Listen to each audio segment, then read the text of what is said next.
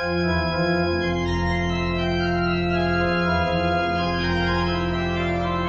livro de Rute, capítulo 1. A família de Noemi em Moabe. No tempo em que os juízes governavam sobre o povo israelita, sobreveio grande escassez de alimentos em toda a terra de Israel. Por este motivo, um certo homem de Bet-Lehem, Belém, cidade da região de Iehudá, Judá, partiu com sua esposa e seus 2 filhos, a fim de morar, ao menos por algum tempo, nas terras de Moabe. Esse homem se chamava Elimeleque, sua mulher Naomi, Noemi, e seus 2 filhos Mahlon, Malom, e Ilion, Quilion. Eram efrateus de Belém de Judá. Chegando aos campos de Moabe, ali se estabeleceram. Algum tempo se passou, e Elimeleque veio a falecer, e Noemi ficou apenas na companhia de seus 2 filhos solteiros. Logo depois se casaram, e suas esposas eram jovens moabitas, uma chamada Orfa e a outra Rute, e permaneceram nestas terras por uns 10 anos. E aconteceu que Malom e Quilion também morreram, e Noemi ficou só, sem os filhos e viúva. O regresso para Belém. Um dia Noemi soube em Moabe que o Senhor visitara seu povo provendo-lhe boas colheitas. Então ela se aprontou para deixar Moabe com as suas noras. Elas partiram dos campos de Moabe com o objetivo de voltar para Judá. Contudo, durante a caminhada, sugeriu a elas: Ide e voltai cada qual para a casa de sua mãe, que o Senhor vos trate com a mesma bondosa lealdade com que tratastes os falecidos, e a mim mesma. Que o Senhor conceda a cada uma de vós paz e segurança no lar de um novo marido. Em seguida, abraçou-as, mas elas choraram em alta voz, exclamando: Não, nós vamos voltar contigo para junto de teu povo. Noemi, porém, lhes encorajou: Voltai, minhas filhas, porque havereis de me acompanhar. Porventura trago ainda em meu seio filhos que possam vir a ser vossos maridos? Retornai, minhas filhas, parti, pois estou velha demais para tornar a casar-me. E mesmo que eu pudesse dizer: ainda existe para mim esperança, esta noite mesmo estarei com meu marido e conceberei filhos. Esperaríeis por eles até que crescessem? Renunciaríeis à vida conjugal? De modo algum, minhas filhas. É grande a minha amargura por vossa causa, pois a mão do Senhor pesa sobre mim. Elas prantearam outra vez em alta voz. Depois, Ofra abraçou sua sogra e lhe deu um beijo de despedida.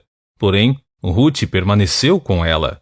Então, Noemi a aconselhou: Olha, tua cunhada voltou para junto do seu povo e para seu Deus. Volta também com ela. Ao que lhe respondeu Rute: Não insistas comigo para que te abandones e deixe de seguir-te, pois aonde quer que fores, irei eu, e onde quer que pousares, ali pousarei eu. O teu povo é o meu povo, o teu Deus é o meu Deus. Onde quer que morreres, morrerei eu, e aí haverei de ser sepultada. Que o Senhor me castigue como lhe aprouver, se outro motivo, que não seja a morte, me separar de ti. Então, Noemi compreendeu o quanto Rute estava decidida a seguir em sua companhia, e por isso não se opôs mais a ela. Partiram, pois, as duas, e chegaram a Belém. Assim que chegaram à cidade, ocorreu ali certo alvoroço por causa delas, e as mulheres da cidade comentavam: Será que esta é Noemi? Mas ela lhes pediu: Não me chameis mais de Naomi, agradável. É mais próprio que meu nome seja Mara, amarga, porquanto Shaddá, o Todo-Poderoso, me tratou com amarguras. Parti destas terras com as mãos cheias, e o Senhor me traz de volta de mãos vazias. Por que, então, haveríeis de me chamar Noemi, quando o Senhor se mostrou desfavorável à minha pessoa, e Shaddá me trouxe desgraça? Foi assim, portanto, que regressou Noemi, tendo consigo sua nora Rute, a moabita, que veio dos campos de Moabe. Elas chegaram a Belém, no início da temporada de ceifa da cevada. Capítulo 2. Rute nos campos de Boaz. Noemi tinha um parente por parte do seu marido, um homem rico e influente. Ele pertencia ao clã de Elimeleque, o esposo falecido de Noemi, e seu nome era Boaz, valente. Certo dia, Rute, a moabita, sugeriu a Noemi: permite que eu vá ao campo respigar, colher as espigas que caírem de algum segador generoso. Ela concordou. Vai, minha filha. Então, Rute partiu e começou a recolher as espigas que iam caindo e ficando para trás dos ceifeiros. Sem perceber, adentrou à parte da plantação que pertencia a Boaz, que era da família de Elimeleque. Naquele exato momento, Boaz estava chegando de Belém e saudou os ceifeiros com a paz do Senhor. Que Javé esteja convosco. Diante do que eles responderam: que Javé te abençoe. Então, Boaz indagou ao capataz dos ceifeiros: a quem pertence aquela jovem? E o servo, capataz dos ceifeiros, respondeu: esta jovem é moabita, que voltou com Noemi dos campos de Moabe. Ela me rogou que a deixasse caminhar atrás dos segadores, recolhendo as espigas que fossem caindo dos feixes de trigo. E assim, ela está trabalhando desde bem cedo até agora, e só parou um pouco sob o abrigo para recompor as forças. Falou então Boaz a Rute: ouça com atenção, minha filha. Não vás respigar no outro campo. Não te afastes daqui, mas fica na companhia das minhas servas. Observa o terreno que os homens estiverem ceifando e vá atrás deles. Eis que já ordenei aos rapazes que não te incomodem. Quando tiveres sede, vai procurar os cântaros e bebe da água que os meus servos trouxerem para saciar a sede dos trabalhadores. Diante destas palavras, Rute, prostrando-se com o rosto rente ao chão, exclamou: por que encontrei favor a teus olhos, a ponto de o Senhor se importar comigo, apenas uma estrangeira em tuas terras? Em resposta, Boaz lhe revelou: foi-me contado tudo o que fizeste por tua sogra desde que teu marido morreu, e como deixaste pai e mãe, e tua terra natal para vires morar no meio de um povo que não conhecias bem. Que o Senhor te retribua tudo o que fizeste e sejas ricamente recompensada por Javé, Deus de Israel, sob cujas asas de proteção vieste buscar refúgio. Então Rute declarou a Boaz: possa eu continuar a ser tão bem acolhida assim, meu senhor? Tua atitude gentil e tuas palavras encorajadoras animaram esta tua serva, ainda que eu mereça menos do que uma de tuas servas. Mais tarde, na hora da refeição, Boaz convidou Rute: vem cá, come deste pão e tempera teu bocado no vinagre.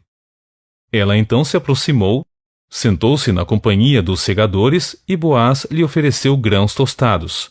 Ela comeu até ficar satisfeita, e ainda sobrou. Quando Rute se levantou para seguir seu trabalho de coletar espigas, Boaz ordenou aos empregados: deixai-a respigar também entre os feixes, e não a repreendeis. Ao contrário, quando estiverdes colhendo, separai algumas espigas dos feixes e deixai que caiam a fim de que ela possa recolher, e não a censureis. E assim, Rute catou espigas no campo até o pôr do sol. Depois, bateu e debulhou os grãos das espigas que havia ajuntado, cerca de 1 efa, mais de 25 quilos de cevada. Rute carregou toda a cevada que havia conseguido e voltou para o povoado, e sua sogra observou o quanto ela tinha recolhido. Rute também entregou à sua sogra uma parte da comida que lhe sobrara no almoço. Então, Noemi questionou-lhe: onde respigaste hoje? Onde trabalhaste? Que Deus abençoe aquele que por ti teve consideração. E Rute passou a contar a Noemi que havia trabalhado na plantação de um homem chamado Boaz. Ao que Noemi declarou: que Javé, o Eterno, abençoe Boaz, porquanto é uma pessoa que não cessa de praticar atos de justiça e misericórdia para com os vivos e com os mortos. E acrescentou: esse homem é nosso parente próximo, é um dos que tem sobre nós o direito de resgate. E Rute, a moabita, continuou: pois ele pessoalmente me disse: fica com meus ceifeiros até que terminem toda a minha colheita. Então Noemi aconselhou a sua nora Rute: é bom, minha filha, que estejas na companhia das servas deste homem, pois em qualquer outra lavoura correrias o perigo de ser molestada. Sendo assim, Rute permaneceu entre as servas de Boaz para catar espigas, até que se encerrasse a temporada das colheitas de cevada e de trigo, e continuou morando com sua sogra. Capítulo 3. A bondade e justiça de Boaz. Certo dia, Noemi disse a Rute, sua nora: minha filha, é meu dever buscar-te um lar seguro para a tua felicidade. Boaz, senhor das servas com quem estiveste, é nosso parente próximo. Sei que esta noite ele estará debulhando a cevada na eira. Lava-te, pois, e perfuma-te. Põe teu manto e desce a eira, mas não te deixes reconhecer por ele, até que ele tenha acabado de comer e beber. Quando ele se retirar para dormir, observa o lugar em que está deitado. Então entra, descobre seus pés e deita-te. Ele te dirá o que deves fazer. Então Rute anuiu, dizendo: farei tudo como me orientaste.